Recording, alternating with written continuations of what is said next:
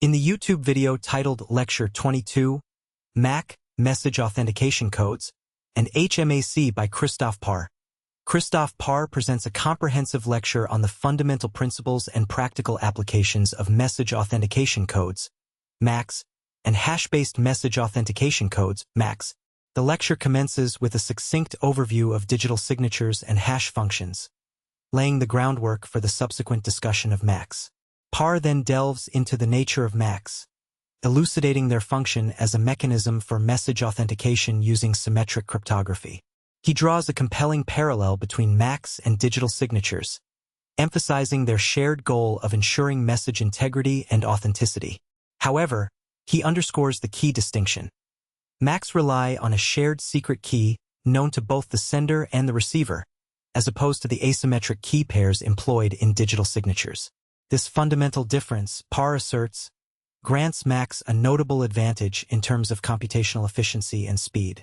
The lecturer expounds on the primary motivation for employing MACs, their enhanced computational performance compared to public key cryptography. While public key cryptography excels in tasks such as key exchange over insecure channels, its relatively slow execution speed can be a hindrance in certain contexts. Paar argues that when the stringent security guarantees of digital signatures are not strictly necessary, MACs offer a compelling alternative, providing comparable assurance of message integrity and authenticity with significantly reduced computational overhead. The lecture subsequently delves into the practical aspects of constructing MACs from hash functions.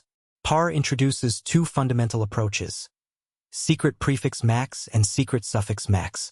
Both methods leverage a shared secret key and a hash function. However, the order in which these components are integrated into the authentication process differs. He then proceeds to critically analyze the inherent weaknesses associated with each approach.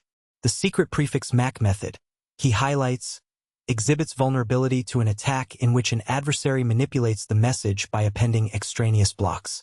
Conversely, the secret suffix MAC method can be compromised if the attacker successfully exploits collisions within the hash function. The core of the lecture revolves around the discussion of the HMAC, Hash-based Message Authentication Code, construction. This method, Paar emphasizes, addresses the limitations of both the secret prefix and secret suffix approaches, providing a robust and practical solution for message authentication. HMAC involves a double hash operation. The message and key are initially combined with a specialized padding scheme, and the resulting value is then subjected to a second hash computation. This approach is widely adopted in real-world security protocols, such as SSL/TLS, owing to its proven efficacy. Paar concludes the lecture by meticulously outlining the steps involved in constructing and verifying MACs, providing a practical illustration of its implementation in secure communication systems. From 0 minutes to 5 minutes of the video, Professor Paar welcomes the audience to the 22nd lecture of his 2-semester Introduction to Cryptography sequence. He reminds them that they have spent the previous 4 weeks, approximately 2 weeks each, delving into the theoretical foundations of digital signatures and hash functions. A hash function is introduced as an auxiliary function for digital signatures, where it is required to append a function to the digital signature to authenticate the integrity of lengthy messages. The crux of today's lecture will be a synthesis of these two topics through an exploration of MAC, an abbreviation for Message Authentication Codes, and HMAC, which stands for Hash-based Message Authentication Code. Essentially, MAC can be conceptualized as a digital signature, but with the defining characteristic of symmetric cryptography. MAC, also known as cryptographic checksums, provides a more descriptively accurate terminology for this cryptographic technique. In the YouTube video titled Lecture 22, MAC, Message Authentication Codes, and HMAC by Christof Paar, Professor Paar initiates the discussion by revisiting the concept of digital signatures and their application in authenticating digital messages. He then introduces Message Authentication Codes, MACs, as a symmetric cryptography-based alternative to digital signatures, emphasizing their superior speed and scalability for messages of varying lengths. Professor Paar elaborates on the construction of MACs using hash functions, particularly the hash-based MAC, HMAC, method. He presents two straightforward approaches, the secret prefix and secret suffix methods, but meticulously unveils their vulnerabilities. Professor Paar demonstrates the susceptibility of the secret prefix method to an attack where an adversary can append extra blocks to the message, thereby altering the authentication process. Conversely, the secret suffix method proves vulnerable to collision attacks, where an adversary can generate different messages with the same hash value. To mitigate these vulnerabilities, Professor Paar introduces the HMAC construction as the preferred and secure method for generating MACs. The HMAC construction employs a nested hash function approach that incorporates the secret key into the hash computation through padding and XOR operations. Professor Paar emphasizes the paramount importance of utilizing appropriate padding techniques within the HMAC construction to prevent attacks exploiting the block structure of hash functions. Professor Paar concludes the discussion by highlighting the historical context of the HMAC construction, mentioning its introduction in 1996 by Bellar, Canetti, and Krawczyk. He emphasizes that the HMAC method is widely deployed in practice, particularly within the SSL/TLS protocol, which is responsible for securing communications over the Internet. From 10 minutes to 15 minutes of the video, the speaker embarks on an exploration of the practical implementation of Message Authentication Codes, MACs. The speaker introduces two fundamental approaches for forging an inseparable bond between a cryptographic key and a message: secret prefix and secret suffix. The secret prefix method involves concatenating the key initially, followed by the message, and subsequently subjecting the entire composite entity to a cryptographic hash function. Conversely, the secret suffix method prioritizes hashing the message first, culminating in the concatenation of the key at the message's terminus. Despite their apparent simplicity, both methods exhibit inherent vulnerabilities to sophisticated attacks. The secret prefix approach is demonstrably susceptible to an attack whereby a malicious actor can append a novel block to the original message and recompute the MAC. This manipulation can potentially alter the original message without triggering detection by the intended recipient. The secret suffix approach, conversely, is vulnerable to a collision-finding attack. In this scenario, an adversary seeks to identify two distinct messages that produce identical hash outputs, facilitating the surreptitious substitution of one message for the other.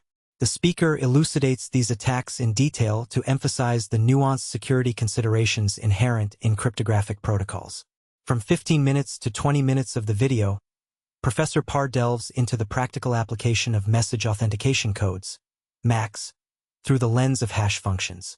He highlights the inherent advantage of MACs in their capacity to process messages of arbitrary lengths while maintaining concise cryptographic checksums, a property referred to as fixed output length.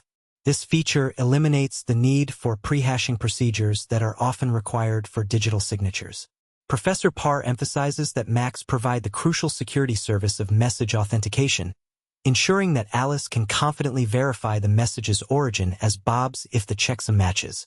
The discussion then transitions to exploring the security services inherent to MACs.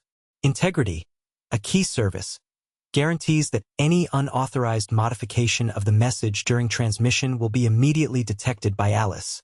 However, Professor Paar underscores the fact that MACs do not provide non-repudiation, meaning that Bob cannot definitively prove his authorship of a message if he denies having sent it. This limitation arises from the symmetrical nature of MACs, as Alice possesses the same capabilities to generate the identical checksum, leaving the message's origin ambiguous. From 20 minutes to 25 minutes of the video, Professor Paar delves deeper into the concept of Message Authentication Codes, MACs, and their corresponding security service, integrity. He elucidates that integrity, in the context of MACs, assures the recipient, Alice, that any unauthorized modifications to the message during transmission will be readily detected. Illustrating this with a practical scenario, Professor Paar presents a situation where Bob places a car order online from a dealer, Ellis. Subsequently, Ellis claims to have never generated the order. Professor Paar inquires whether Bob could convincingly demonstrate to a judge that he, in fact, originated the message, highlighting the inherent limitations of MACs in providing non-repudiation. He emphasizes that, given the symmetric nature of MACs, both Bob and Ellis possess the capability to generate identical MACs. Consequently, a judge would be unable to definitively establish the actual creator of the message. This leads to the conclusion that MACs, in their inherent design, do not offer non-repudiation, rendering them ineffective in safeguarding against the possibility of Bob and Ellis attempting to deceive each other. Professor Paar then introduces the concept of a malevolent new block, denoted as xn+1, which an adversary, Oscar, could strategically append to the original message, X. Professor Paar elucidates that this attack exploits the iterative nature of the MAC construction process, granting Oscar the ability to fabricate a valid MAC for the modified message. He achieves this by simply hashing the new block using the preceding MAC output as the initial vector. Finally, Professor Paar underscores that this attack is feasible because Oscar does not require knowledge of the secret key. Instead, he merely needs to locate a collision within the hash function employed in the MAC computation. From 25 minutes to 30 minutes of the video, the speaker delves into the fundamental characteristics of message authentication codes, MACs, and their distinction from digital signatures. Emphasizing the critical divergence, the speaker highlights that MACs employ symmetric cryptography, entailing the sharing of a secret key between communicating parties, in contrast to digital signatures which leverage asymmetric cryptography predicated on a public and private key pair. The speaker underscores the practical advantages of MACs, noting their superior speed and ease of implementation in specific scenarios, while concurrently acknowledging their lack of the non-repudiation property inherent in digital signatures. The speaker subsequently introduces two rudimentary approaches for realizing MACs: the secret prefix MAC and the secret suffix MAC. The secret prefix MAC methodology involves concatenating the secret key with the message prior to applying the hash function, while the secret suffix MAC applies the hash function to the message initially and subsequently concatenates the secret key. The speaker lucidly expounds on the vulnerabilities inherent in both these methods. For instance, in the secret prefix MAC approach, an attacker could surreptitiously append a novel block to the message and generate a valid MAC without possessing knowledge of the secret key. The speaker then elaborates on the susceptibility of the secret prefix MAC approach to a length extension attack. This attack exploits the iterative nature of the hash function, enabling an attacker to append additional blocks to the original message and generate a valid MAC without knowledge of the secret key. The attack is facilitated by employing the original MAC value as an initial vector in the iterative hash function computation, effectively extending the original message. The speaker further underscores the importance of padding with length information when utilizing a Merkle-Damgard construction. This technique serves as a preventative measure against an attacker exploiting the iterative nature of the hash function to append malicious blocks and generate a valid MAC.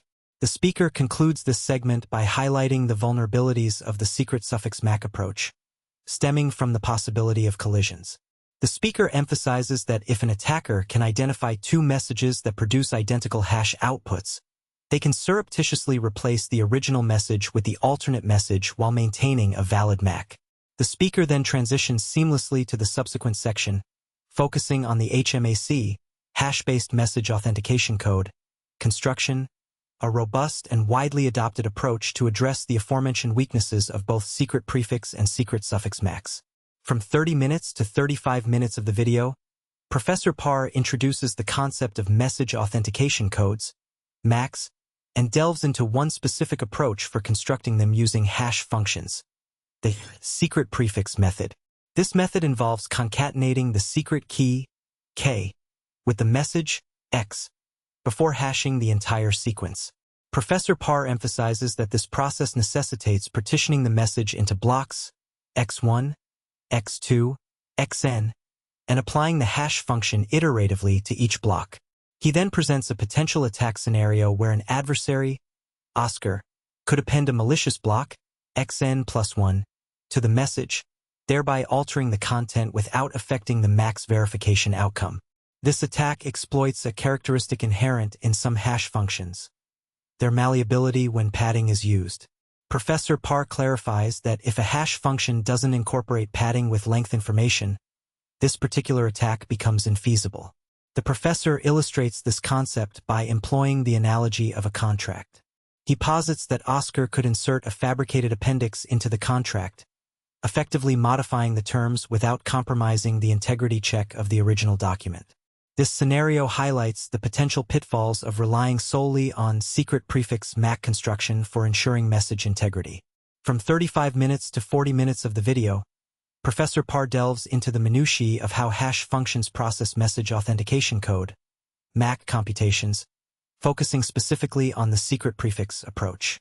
He elucidates that this technique entails hashing the secret key K initially, followed by the message X, which is itself partitioned into blocks X1, X2, and so on up to Xn.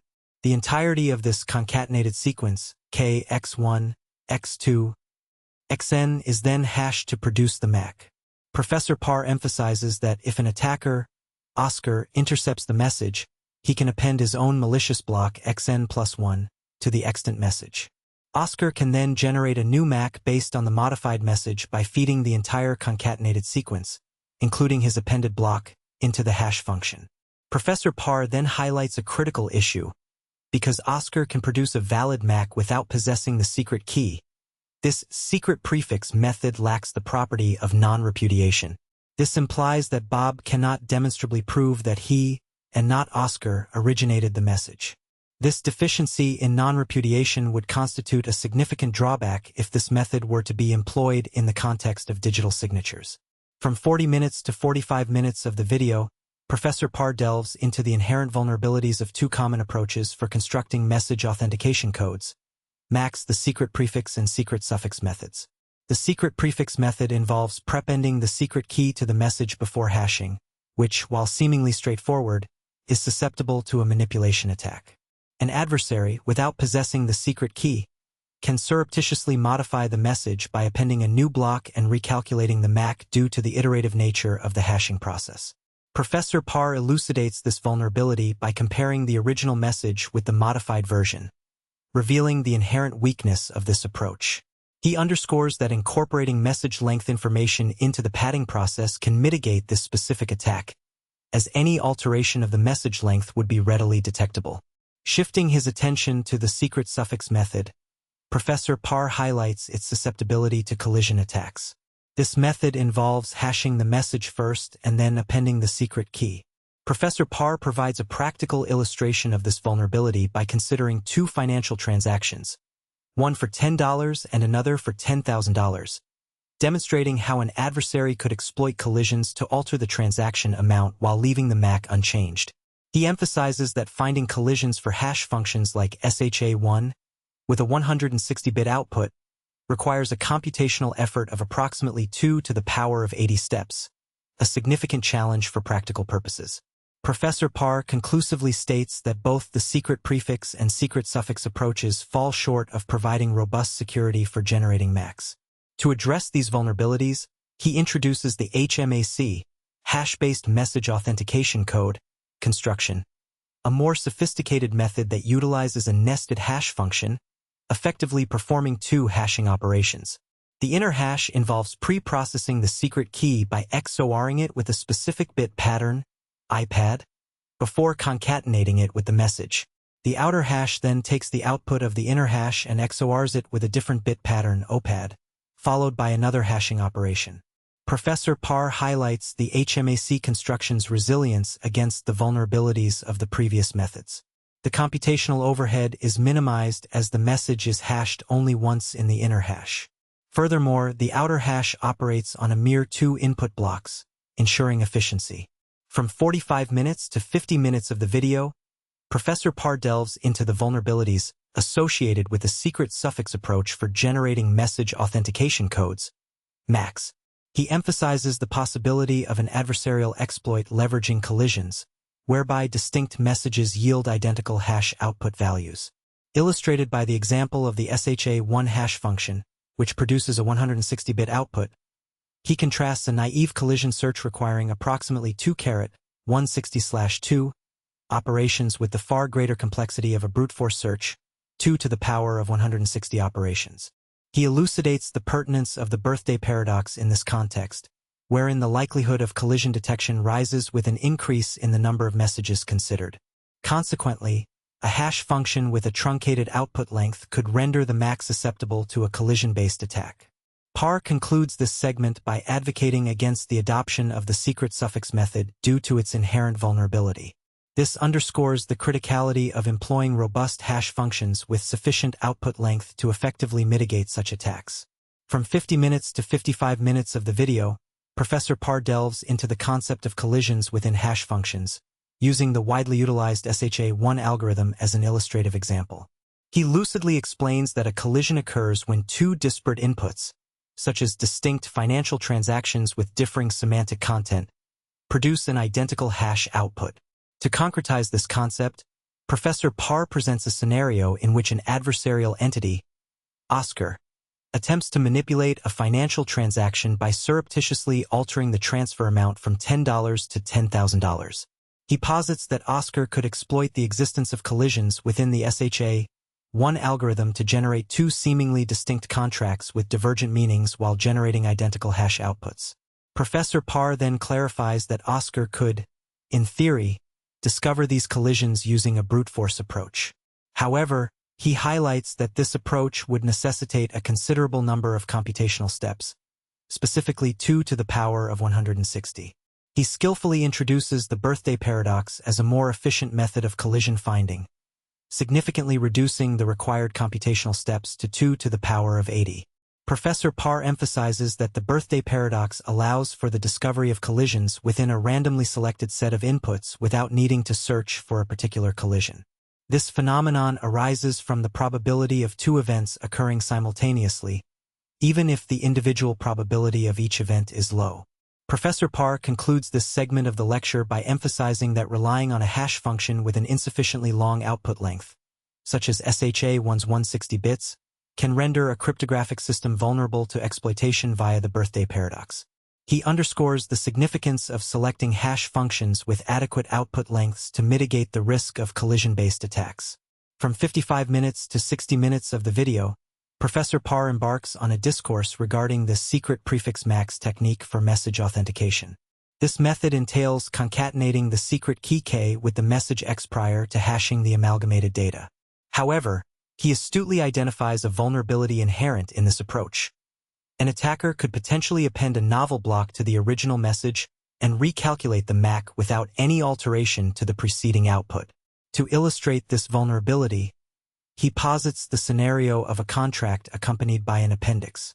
A malicious actor could introduce a supplementary appendix to the contract and compute the MAC based on this modified content. As the antecedent hash output remains unaltered, this individual could successfully forge the contract without raising any suspicion. The reason behind this vulnerability lies in the iterative nature of the MAC calculation, where the final output is determined by repeatedly hashing the previous output at each stage. Professor Paar emphasizes the paramount importance of padding when implementing the secret prefix MACs method to effectively mitigate such attacks. He underscores that if padding is not employed, an attacker can modify the message by appending a new block without necessitating any change to the length of the original content. This is achievable because the attacker can determine the new hash output simply by hashing the original output in conjunction with the modified block. The video subsequently transitions to the secret suffix MACs method, where the key is appended following the hashing of the entire message. This approach, too, is susceptible to attacks if the employed hash function is prone to collisions. Professor Paar elucidates that if the attacker discovers two messages, X and XO, that yield the same hash output, they can substitute X with XO without any alteration to the MAC. He concludes by highlighting the crucial significance of selecting a hash function with a sufficiently large output size to effectively diminish this vulnerability. Specifically, he recommends the utilization of hash functions boasting an output size of at least 160 bits to prevent attacks that exploit the birthday paradox. Finally, Professor Paar introduces the HMAC, Hash-based Message Authentication Code, construction. HMAC effectively addresses the inherent limitations of both the secret prefix and secret suffix methods by incorporating two distinct pads, OPAD and IPAD. These pads are applied to the key before hashing the message, ensuring that the MAC is sensitive to changes in both the message and the key, rendering it more resilient against attacks. From 60 minutes to 65 minutes of the video, Professor Paar delves into the intricacies of message authentication codes, MACs, specifically examining two approaches, secret prefix MAC and secret suffix MAC. He elucidates that the secret suffix MAC method involves hashing the message and subsequently appending the secret key. However, Professor Paar highlights a significant vulnerability in this approach. the susceptibility to collision attacks. He emphasizes that Oscar, the malicious actor, could exploit the birthday paradox to identify two distinct messages that generate identical hash outputs. This exploitation allows Oscar to surreptitiously alter the message, potentially altering the message content or manipulating financial transactions, without detection. Professor Paar underscores that a typical 160-bit hash function, such as SHA-1, requires approximately 2 sup-80/sup steps for Oscar to locate a collision. The discussion then transitions to the alternative method, secret prefix MAC, where the key is prepended to the message before hashing. While this approach offers a different avenue for message authentication, Professor Paar asserts that it is not without weaknesses. He notes that secret prefix MAC is susceptible to brute force attacks, a common vulnerability in symmetric cryptographic systems. From 65 minutes to 70 minutes of the video, Professor Paar delves into the domain of message authentication codes, MACs, contrasting the implementation of secret prefix MACs with secret suffix MACs. He emphasizes that the latter, secret suffix MACs, presents a vulnerability if a malicious actor, Oscar, can exploit collisions within the hash function. Oscar's attack hinges on the sequential nature of the secret suffix MAC construction, where the message is hashed before the secret key is appended. By discovering two distinct messages that hash to the same value, Oscar can surreptitiously substitute one message for the other without disrupting the hash output. This ability to manipulate the message without detection poses a significant threat, as illustrated by Professor Paar's scenario of Oscar altering a financial transaction to increase the transfer amount from $10 to $10,000. To mitigate this vulnerability, Professor Paar introduces the concept of nested hashing, a more robust approach that introduces an additional layer of cryptographic protection.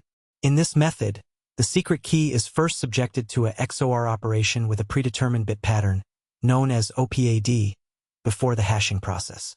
This nested structure strengthens the resulting hash output, making it significantly more resistant to malicious manipulation by Oscar.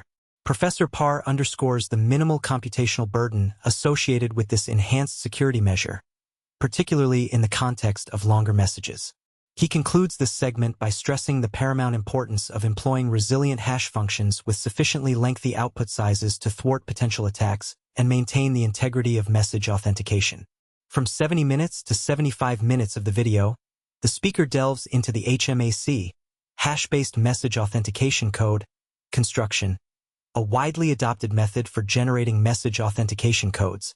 He elucidates that HMAC employs a nested hashing process, wherein the message undergoes an initial hashing operation with an inner hash function, and subsequently, the resulting hash is combined with the secret key using an outer hash function.